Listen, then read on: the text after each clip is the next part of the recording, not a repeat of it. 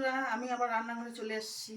তো আজকে আমি করব হচ্ছে ডিমের ঝোল আর ঢেঁড়স দিয়ে আলু দিয়ে শসা বাটা দিয়ে চচ্চড়ি। তো আমি এখন শসা বাটা বাটতেছি আর এই ঢেঁড়সটা বসাচ্ছি। আমি এখন কড়াই বসাচ্ছি। তো এই ঢেঁড়স চচ্চড়িটা করব। আগে আমি ঢেঁড়স ভেজে নিব। গরম হয়ে গেছে, আমি তেল দিচ্ছি কড়াইতে। গরম হয়ে গেছে, এখন ঢেঁড়সগুলো দিয়ে দিচ্ছি। চচ্চড়ির জন্য আমি এই যে একটু সরষা নিচ্ছি, কাঁচা লঙ্কা নিচ্ছি আর 2-3 কোয়া।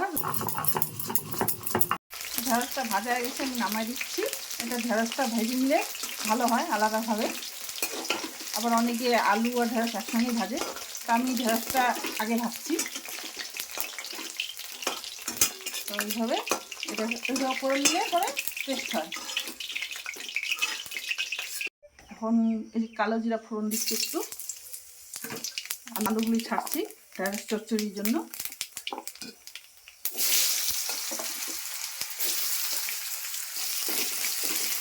বাটা হয়ে গেছে, আমি নামিয়ে দিচ্ছি। এখন স্বাদ মতন হলুদ দিচ্ছি। আমি শসা বাটাটা দিয়ে দিচ্ছি।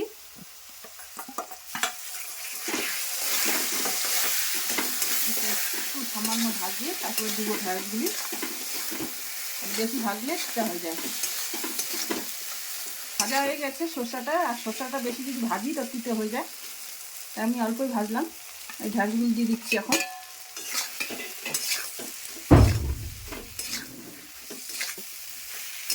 আমি একটু জল দিচ্ছি, এই আলুগুলি একটু সেদ্ধ হবে আর একদম মাখা মাখা হবে, তারপরে নামাবো। আলুটা সেদ্ধ হয়নি, সেজন্য জলটা দিলাম। এখন ঢেকে দিচ্ছি। চচ্চড়ি হয়ে গেছে। আমি একটু মিষ্টি দিব, মিষ্টি দিলে একটু ভালো লাগে, সামান্য দিচ্ছি।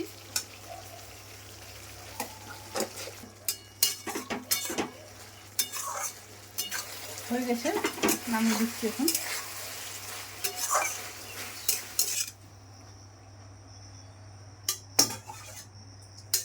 গ্যাস ধরাচ্ছি, এখন কড়াই বসাই দিলাম। হয়ে গেছে, এখন তেল দিচ্ছি কড়াইতে। আমি এখন ডিমগুলি ছাড়ছি।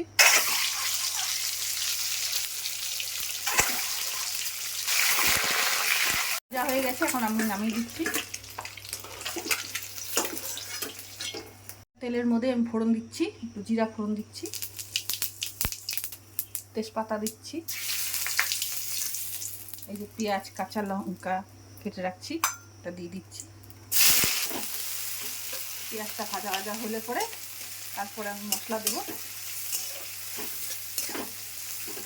ভাজা হয়ে গেছে, তা আমি আগের থেকে বেটে রাখছিলাম আদা রসুন আর জিরা, এখানে আর একটু পেঁয়াজ বেটে রাখছি। কেন লঙ্কা তো আমি এখানে কুচিয়ে দিয়েছি তেলে পেঁয়াজের মধ্যে, তাই এগুলো দিয়ে দিচ্ছি। এটা পাতলা ঝোল হবে।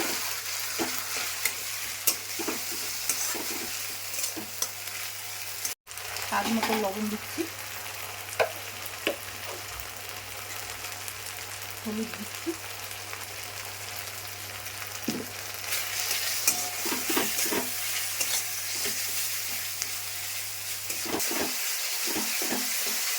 দিয়ে দিচ্ছি টমেটো কুচি, একটা টমেটো দিয়েছি। একটু কাশ্মীরি লঙ্কার গুঁড়া দিচ্ছি কালারের জন্য, অল্পই দিচ্ছি, দেখতে সুন্দর হবে।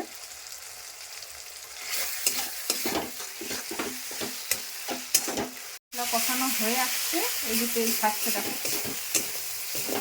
আর একটু কষাবো, তারপরে আলুগুলো দিয়ে দেবো। এখন আলুগুলো দিয়ে দিচ্ছি, সেদ্ধ করে রাখা আলুগুলি চটকে দিচ্ছি। তো ঝোলটা ভালো লাগবে, এটা পাতলা ঝোল তো, সেই জন্য আলুগুলি আমি চটকে দিয়েছি।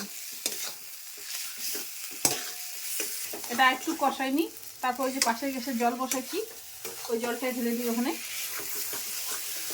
কষানো হয়ে গেছে, এখন আমি জল দিয়ে দিচ্ছি, গরম জলটা।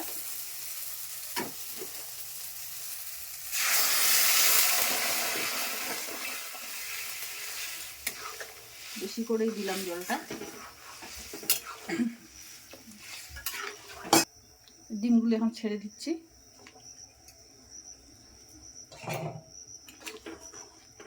এখন একটু ঢেকে দিচ্ছি।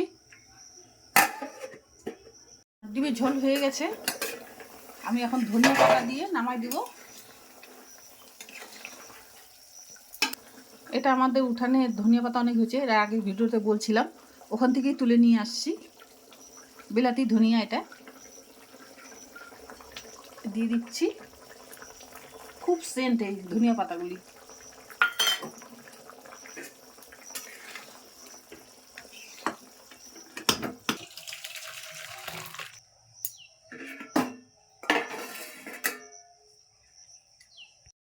বন্ধুরা, মায়ের রান্না কমপ্লিট, আমি এখন খেতে বসবো।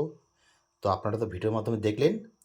তো ভিডিওটা যদি ভালো লাগে অবশ্যই লাইক, কমেন্ট, সাবস্ক্রাইব করে আমার পাশে থাকবেন এবং আমাকে সহায়তা করবেন। ধন্যবাদ বন্ধুরা। এখন আমার খুব খিদে পেয়েছে, আমি এখন খেতে বসবো। বন্ধুরা, আমার রান্না কমপ্লিট হয়ে গেল। তো ভাত তো আগেই হয়ে গেছে, ভাতটা দেখাইনি আমি। তো তোমরা তো ভিডিওটা দেখছো, ভিডিওটা যদি ভালো লাগে লাইক, কমেন্ট, সাবস্ক্রাইব করে দিও। ধন্যবাদ।